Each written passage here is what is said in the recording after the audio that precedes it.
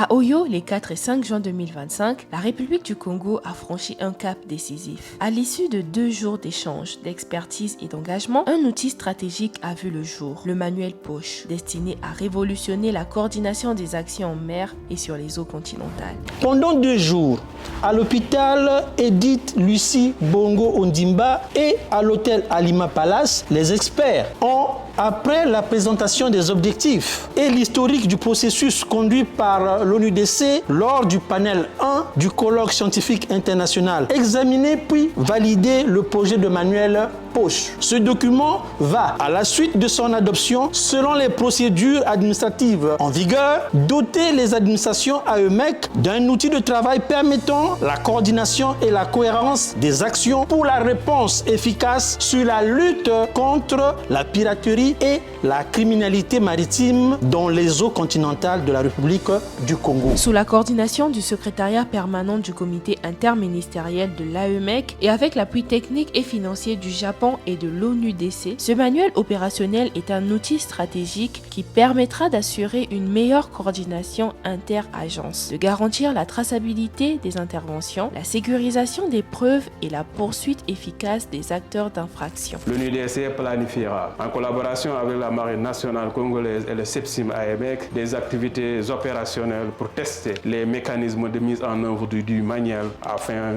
de la rendre la plus optimale possible. Depuis 3 ans, la République du Congo bénéficie de l'assistance technique de l'Organisation des Nations Unies contre la drogue et le crime ONUDC dans un programme dont l'objectif principal est le renforcement de la législation en matière de lutte contre les actes illicites en mer et dans les eaux continentales. Cet axe que nous estimons essentiel à l'opérationnalisation de l'action de l'État en mer et dans les eaux continentales est en construction. Nous avons accompli une autre tâche principale, celle de mettre en place la codification de notre méthode de travail à travers les procédures opérationnelles standards harmonisées, dit POSH. Notre pays œuvrera toujours pour la paix et la sécurité mondiale. C'est dans ce sens qu'il faut comprendre l'atteinte de cet objectif qui prend son essence dans la politique des plus hautes autorités de notre pays. Je déclare, mesdames et messieurs, clos l'atelier de validation du manuel de procédure standard harmonisé POSH pour la lutte contre la piraterie et la criminalité maritime et dans les eaux continentales au Congo.